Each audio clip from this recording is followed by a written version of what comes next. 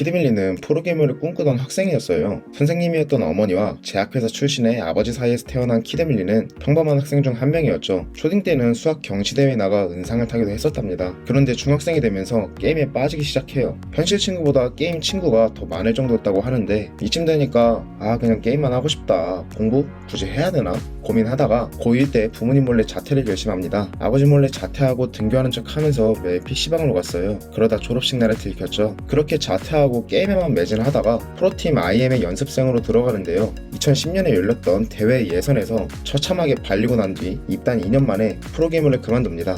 전리그 우승자와 1대1로 붙었는데 아무것도 못하고 져서 회의감이 들었어요. 당시에는 멘탈이 엄청 약해서 게임에서 질 때마다 너무 힘들기도 했고요. 단지 공부가 너무 하기 싫었고 게임만 하고 싶어서 프로게이머가 되기를 원했죠. 그런 아니란 생각으로 시작했으니 제대로 버틸 수가 없었어요. 그렇게 팀을 탈퇴하고 나서 일단 졸업장이라도 따야겠다 싶어서 검정고시 학원을 들어가는데 여기서 자신의 인생을 바꿀 친구를 만나죠. 5년 만에 다시 만난 초등학교 친구였는데 점점 질이 안 좋아지더니 친구들까지 건드리기 시작해서 자연스럽게 손절을 쳤던 친구랍니다. 그런데 이 친구가 힙합을 그렇게 좋아해서 안 들으면 맞을까봐 어쩔 수 없이 따라듣기 시작했대요. 걔가 힙합을 막 좋아하는 거예요. 그게 막 들려주는데 막 노래에서 욕을 하는 건 그때는 좀 그쵸. 엄청난 거였거든요.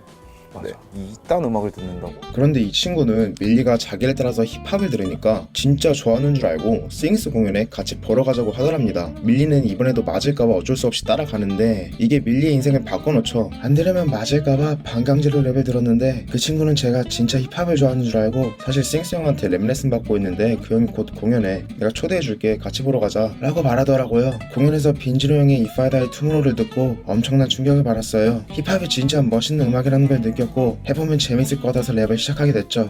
그렇게 밀리는 친구를 따라 몇 년 동안 스윙스에게 랩 레슨을 받는데 얼마 안 돼서 랩을 접어요. 자기가 너무 한심하게 느껴졌거든요. 주변 친구들은 다들 차도 끌고 다니는데 자기는 여자친구한테 밥도 못 사주면서 맨날 가사나 쓰고 있으니까 그냥 일이나 해야겠다 싶었대요. 그렇게 일만 하면서 지내던 키드밀리를 스윙스가 붙잡죠.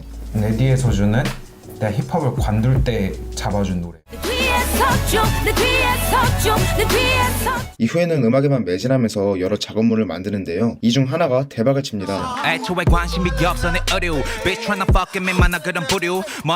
사클에 올려놨던 노래가 노예를 통해 스윙스의 귀에 들어가는데요. 듣자마자 스윙스가 전화를 걸어서 영입을 제안합니다. 야, 너 노래 잘 만들었더라. 인디고라고 새로운 회사 만들 예정인데 들어올래? 그렇게 2017년 4월 영비와 함께 인디고 뮤직의 첫 멤버로 소개되죠. 그런데 대중들의 반응이 좋지는 않았어요. 키드밀리가 누군데 용빈은 알겠는데 키드밀리는 뭐 듣보잡이냐? 같은 반응이 대부분이었죠. 대중들뿐만이 아니었어요. 스윙스의 지인들도 마찬가지였다고 합니다. 이 사람들 키드밀리 처음 데리고 온다 했을 때 다 뭐라 하는 줄 알아? 쟤 랩 되겠어? 다 이랬어. 생긴 것만 보고 키드밀리 보고 문딸 이번에 좀 틀릴 것 같은데 너 이번에 아닌 것 같은데 쟤는 그냥 스타성이 아예 없는데 특색이 없는데. 냉정하게 보면 다 할만한 말이었어요. 같은 멤버인 영비와 비교했을 때 키드밀리는 음악적으로 보여준 것도 없었고 무명이었으니까요. 이대로 가다가는 스윙스와 영비의 그림자에 평생 깔려있겠구나 싶어서 자기가 누군지 보여줘야겠다고 생각했답니다. 그렇게 나온 게 바로 EP 2집 Made in Boise 2입니다. 가고 싶은 건 항상 너무 많아서 위로 갈수록 보이는 게 너무 많아져. I'ma keep it straight 100 이런 건 10분이면 된다는 말은 안 할 생각. 그리고 여기서 홈모노가 대박을 치죠. 이때부터 대중들에게 알려지기 시작하는데 특히 홈모노에서 보이는 오타쿠적인 면모가 리스너들을 사로잡습니다. 당시만 해도 애니 본다고 하면 오타쿠다 십덕이다 하면서 조롱당했는데 자기가 좋아하는 문화를 숨김없이 표현하는 게 오히려 리스너들을 사로잡았던 거죠. 2달 뒤에는 마이크 스웨거에 출연을 하는데 이게 또 대박을 터뜨려요. 그렇게 키드밀리는 단 2달 만에 무명에서 주목받는 래퍼로 성장합니다. 그런데 정작 밀리는 인생에서 가장 힘든 시간을 보내고 있었다고 해요. 마이크 스웨거에 나올 때쯤 오래 사귀었던 여자친구와 헤어졌거든요. 경제적으로도 어려웠고요. 당시에는 잘 곳도 없어서 얹혀서 자지 못하면 그냥 길에서 잤다고 해요. 당시에는 상황이 절망적이었어요. 잘 곳도 없어서 얹혀서 자고 길에서 자거나 했었죠. 작업실이 유일하게 머물 수 있는 곳이었는데 사람 감정이 부정적이게 되면 다 짜증나는 거 있잖아요. 딱 그 상태였어요. 이렇게 부정적인 감정을 한껏 담아서 2018년 정규 1집 아이더 플레이리스트 플레이리스트를 발매합니다. 앨범명은 앨범의 제작 계기였던 사랑의 일본어 아이와 플레이리스트처럼 곡을 모아놨다는 의미에서 아이 더 플레이리스트로 결정합니다. 당시 밀리가 얼마나 힘들었는지 인터뷰에서 앨범 아트에 학이 지금 나의 상태 같다 라고 말했어요. 앨범 커버를 자세히 보면 학이 바라보고 있는 곳은 패턴밖에 없어요. 초점이 없다는 걸 나타내려고 했습니다. 이 앨범을 만들었을 때 제 상태였거든요. 꽉 차있지만 목적지가 없는 느낌이랄까? 아무튼 부정적인 감정도 노골적으로 드러내고 하우스 같은 시험적인 사운드도 많이 사용해서 망할 것 같은데 욕먹을 준비를 하고 있어야겠다 생각했는데 앨범이 말 그대로 대박을 치죠. 바보들은 나의 밑돈 벌지 바보 같은 옷 집어치우지 상수동 poppin', 상수동 working, 상수동 living like 24/7 Japanese cash, Japanese brain, sipping sake Where that pain, then look in my 또 밀리 삼아 도저 여전하게 undercover Indigo corporate, that's pure 특히 와이드 퍽보이즈 행아론더넷은 대중뿐만 아니라 평론가들에게도 큰 호평을 받습니다. 노래뿐만이 아니었죠. 딘디밀리룩이라는 단어까지 만들어내면서 이제는 트렌드세터로 자리 잡습니다. 이렇게 떴으면 보통 다음 앨범은 좀 도판 거라는 게 보통이잖아요. 그런데 키드밀리는 정반대였어요. 어두운 것들만 모아놓은 EP 3집 I'm Not Special을 발매합니다. 당시에 앨범 2개를 동시에 만들기 시작했어요. 정규를 하우스 노래로 채우고 그 다음에 내 앨범을 어두운 분위기로 가야겠다고 생각했죠. 비교적 어두움이 억제된 곡을 모은 게 아이더 플레이리스트고 좀 더 어두운 곡들만 모아놓은 게 I'm Not Special이에요. 그래서일까요? EP 3집에는 그동안 밝히지 않았던 키드밀리의 가정사나 진지한 속마음이 담겨있어요. 너만 묘한 적 없거든 엄마가 사업한다고 집안 말아먹었어도 난 너만 묘한 적 단 한 남의 시선 like 벤신 너무 제배거나 싶던 시절 그때도 뛰던 기분 뻑뻑한 남의 날 좋아해서 고마운 사람들 날 떠나지 않길 빼면 남짓 넘을지 모르겠 하지만 이 앨범은 사람들의 관심을 받지는 못했습니다. 바로 인디고 때문이죠. 인디고 컴필레이션의 대박을 치고 이어서 발매한 플렉스까지 차트인하면서 키드밀리는 말 그대로 2018년을 자기 걸로 만듭니다. 그렇게 시간은 흘러서 2018년 11월 EP 4집 메인 보야지 3를 발매하는데요. 앨범 소개처럼 상당히 우울한 앨범이에요. 노래가 널 기한다지 너의 카페 동호 애들은 유명세를 쫓아와서 큰 돈을 쫓아 그동안 무슨 일이 있었냐? 그 중심에는 쇼미7이 있었습니다. 홈모노, 마이크 스웨거, 아이더 플레이리스트, 인디고 그야말로 폼이 최절정일 때 쇼미에 나가는데요. 당연히 리스너들의 기대치도 높았죠. 우승은 어차피 나플라 아니면 키드밀리다 이런 말까지 나올 정도로요. 그런데 기대치가 높았던 만큼 실망도 컸던 걸까요? 2차 무대가 끝나고 난 뒤 여론은 180도 바뀝니다. 나플라와 경쟁할 우승 후보라는 타이틀이 오히려 족쇄가 된 거죠. Tommy Miller Venison we can't stop me 난 언젠지 몰랐던 그때부터 got that freaky rhythm 마이크폰 check back again say it in my face 제대로 얘기 당시에 힙합 커뮤니티 들어가면 얘가 무슨 우승 후보냐, 나플라 같은 애들이 진짜 래퍼지, 라이브 하니까 실력 바로 뽀록나죠? 이런 글들이 정말 많이 올라왔었어요. 안 그래도 여론이 좋지 않았는데 본선 1차 무대가 끝나고 나서는 진짜 모든 사람들이 밀리를 욕하기 시작합니다. 본선 1차에서 키드밀리는 EK와 맞붙는데요. 여기서 EK가 쇼미7 최고 무대 중 하나로 뽑히는 걸 들고 나오죠. 무대 반응도 레전드였어요.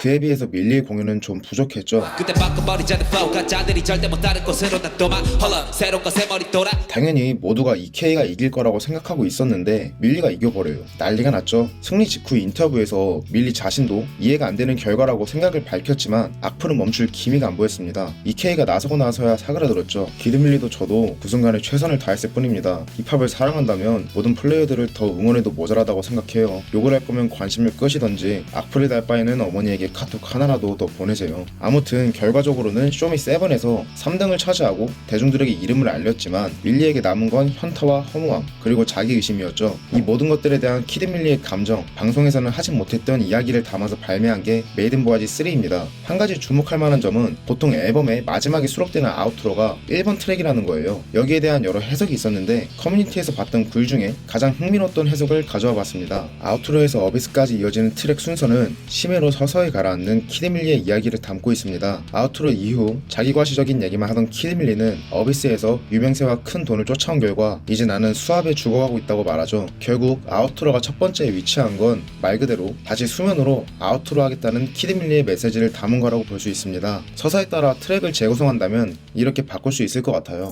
The biggest ninjas 나의 등장을 반갑게 여겨야 돼 난 내 material I'm in my room, I'm in my crew I'm in my 동료 who the fuck are you 팔아야 수 make it 한 장을 내고선 두 장을 straight up 세 장면에 띄고 세상에 알렸고 내 장체 돌입 어렸던 사람들의 스트레스 그땐 그저 부럽던 것 가끔 그냥 하고 싶었다 떠위로 난 나를 너무 희생시키면서 끝을 쫓아내 희생하지 마자 메이든 보아지 3가 발매된 후부터 2019년 3월까지 EP 5집 라이프가 발매되기 전까지 키드밀리는 별다른 활동을 하지 않았습니다. 쇼미더머니 이후의 삶이 키드밀리에게는 너무 큰 압박으로 다가왔나 봐요. 그 달라진 점들 중에서 혹시 힘든 점은 있으신가요?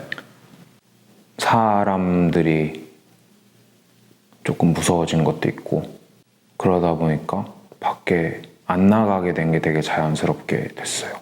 쇼미더머니 전후로 키드밀리의 삶은 완전히 바뀌어버렸죠. 집, 차, 시계, 그리고 키드밀리의 생각까지도요. 몇 달 만에 몇 년치 경험을 한 번에 느낀 키드밀리는 한순간에 바뀌어버린 자신의 삶을 라이프에 담아냅니다. 군용과 나누지 차이게 AMG 아니면 하이브리드 커너 할 거다면서 살 거 이제 내가 든 개새끼들이 질툴까 내 리즌은 딴거 아닌 파워 작년까지 내 얼굴 갖고 판단한 나 마스크 끼는 게 익숙치 않아서 까먹다 매일이 전쟁 그때 처방받은 제니 나 에릭티 필요했어 공인이라는 징그러운 이유가 선택한 것도 아냐 난전 당신을 이해 못하지만 라이프를 발매한 후에는 여러 행사를 다니면서 행복한 2019년을 보내나 싶었지만 그러지 못했죠. 앨범에 대한 반응이 좋지 못했거든요. 저는 옛날처럼 하고 싶은 음악을 했어요. 그런데 사람들 반응이 이 새끼 방송 나오니까 음악이 변했다, 순해졌다, 옛날 모습 어디 갔냐, 그러니까 위축되고 자신감 없어지고, 그렇게 2018, 2019년은 남들의 반응을 신경 쓰면서 자신을 의심하는 한 해였어요. 키드밀리는 예전부터 카니와 에이셈 라키를 좋아한다고 밝혀왔어요. 모두 실험적인 음악을 하면서도 퀄리티 있는 음악을 선보이기 때문이죠. 여기에 영향을 받은 키드밀리도 앨범마다 새로움을 추구하지만 이번에는 결과가 좋지 못했죠. 그리고 이건 정규 1.5집 베이지 0.5에서도 마찬가지였습니다.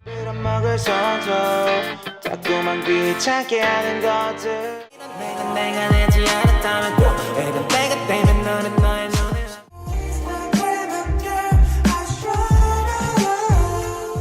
전반적으로 싱잉의 비중이 커졌죠. 라이프보다 변화가 훨씬 두드러져요. 원래부터 넬이나 새소년 같은 밴드 음악을 좋아해서 꼭 해보고 싶다고 생각했는데 이번이 그 기회였다고 합니다. 보기 좋게 리스너들의 기대를 배신하고 싱잉으로 돌아올 수 있었던 이유는 밀리가 더 이상 멋진 척 하려고 하지 않았기 때문이랍니다. 이전까지 제가 내놓은 음악이나 미디어를 통해 보이는 모습이 진짜가 아니라고 생각했거든요. 매사에 안 입고 온 모습이 하나의 캐릭터가 되고 나니까 의식적으로 더 그렇게 말하고 행동했어요. 어느 순간 내 옷이 아니라는 걸 알게 됐죠. 딱 현타가 오더라고요. 이전까지 자기가 내놓았던 음악이나 미디어에 비치는 모습은 진짜가 아니라는 생각이 들었대요. 이미 형성된 캐릭터에 맞추기 위해서 의식적으로 말하고 행동했는데 어느 순간 내 옷이 아니라는 걸 깨달았답니다. 그래서 팔로워가 줄건 악플이 달리건 신경 쓰지 않고 이제는 나다운 거, 최현재다운 거를 해야겠다고 생각하죠. 결과적으로 멋져 보이려고 노력했던 이전 앨범들과는 다르게 베이지 0.5에서는 최현재라는 사람의 민낯이 잘 드러나요. 20대 중후반에 선 최현재의 젊음이요. 그리고 앨범 커버를 자세히 보시면 가운데 손가락 모양이죠. 왜 이런 것만 내? 왜 감성충이 된 거야? Why the fuck boys hang out on the net 같은 노래 왜 안 해줘? 에 대한 자신의 대답이랍니다. 키드밀리 하면은 2018년도에 그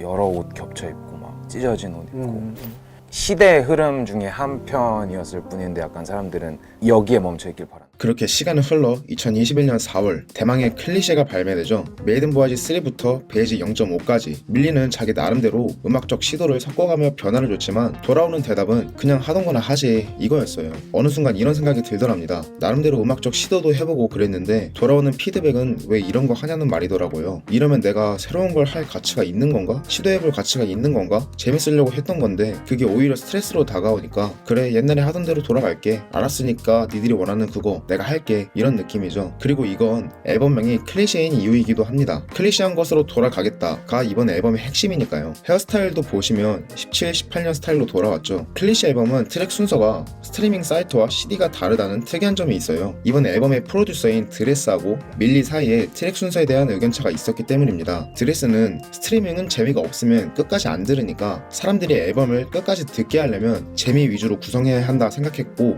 밀리는 앨범에 담은 이야기를 더 잘 이해할 수 있게 순서를 짜야 한다고 생각했어요. 그래서 스트리밍 사이트하고 CD의 트랙 순서에 차이가 생긴 거죠. 그럼 밀리는 이번 앨범에 어떤 이야기를 담으려고 했냐 같이 들어보시죠. 언제까지 끝낼 수 있냐니 난 다 끝내기 직전인데 부른 소리만 하니 이야기의 시작은 리브 마이 스튜디오입니다. 번아웃이 온 밀리의 모습을 담고 있어요. 라이프 발매 이후로 밀리는 음악이 예전처럼 재미있지는 않다고 말해왔습니다. 재밌자고 시작했던 음악인데 재미가 사라졌다면 꼭 음악을 해야 할 이유가 있을까요? 아니 그 전에 밀리는 왜 이렇게 번아웃이 온 걸까요? 이어지는 트랙 페이스 앤 마스크를 들어보면 유추할 수 있습니다. 아름다워 밖에서 보는 네 안에 뭐든 자르고 가능하다며 혹은 쟤네 놀면서도 편히 반 페이스 앤 마스크에서 키드밀리는 가상의 인물을 통해 신의 민낯부터 예술가라는 단어에 대한 자신의 생각까지 전부 털어놓습니다. 뜨기 위해서 어쩔 수 없이 인맥질과 정치질을 해야 했던 신의 과거, 그렇게 성공을 했어도 그게 예술이냐? 라며 돌을 던지는 대중들. 키드밀리는 되묻죠. 그럼 대체 예술이 뭔데? 성공하려는 노력을 했다면 예술가가 아닌 거야? 작업물을 아무리 잘 만들어도 돌아오는 건 없던데? 라고 말이죠.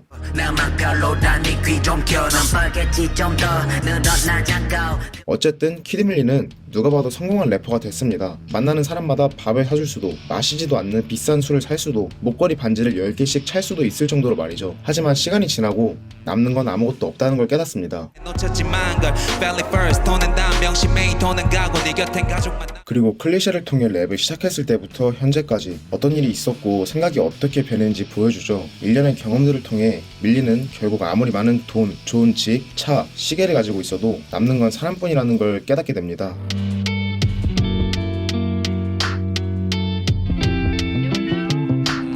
블로우의 마지막이 엄마와의 통화로 끝남과 동시에 이어지는 트랙들은 전부 사랑에 대해서 이야기해요. 앞선 고민과 경험 끝에 결국 상밖에 남지 않은 자신을 보여주고 싶었답니다. Baby girl 취할 때만 calling 말해줘 난 여기까지 들어준 내 fame 말로 못해 내 삶을 바꿔준 당신들이 행복하길 나는 두렵거나 몰라 내 생각하던 거지 키드밀리의 인생을 담아놨다고 말할 수 있는 클리셰는 리스너들에게 큰 호평을 받았어요. 랩은 물론이고 키드밀리의 이야기가 너무 좋았다는 반응이 대부분이었죠. 저도 곡 설명을 최대한 요약해보려고 했는데 한 사람의 인생을 요약한다는 게 정말 쉽지가 않더라고요. 얼마 안 있으면 정규 2집 베이지가 발매될 것 같은데요. 성공에 대한 추월과 보람만 들어봐도 야 역시 키드밀리는 키드밀리다 라는 말이 절로 나오더라고요. 기대하셔도 좋을 것 같습니다. 오늘 항상 발전하는 래퍼 키드밀리에 대해 알아봤고요. 앞으로도 알고 들으면 더 맛있는 음악 이야기를 듣고 싶다면 좋아요와 구독 부탁드립니다. 감사합니다.